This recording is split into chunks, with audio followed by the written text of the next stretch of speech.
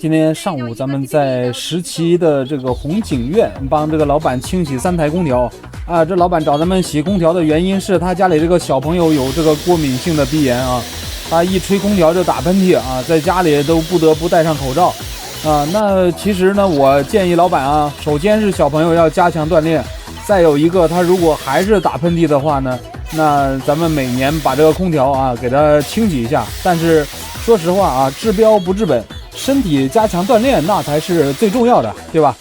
在他的身体还没有提高他的这个免疫力之前呢，咱们还是尽量把空调给它洗干净啊。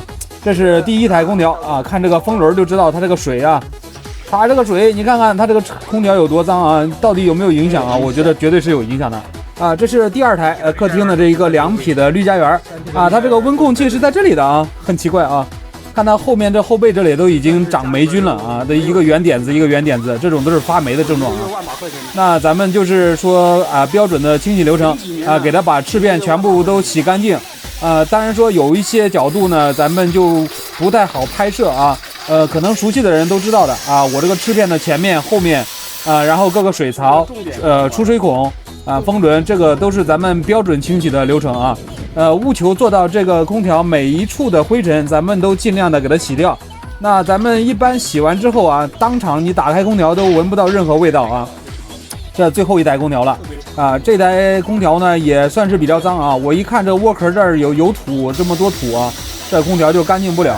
说实话，老板这3台空调啊，应该有个10年8年的了吧，应该啊。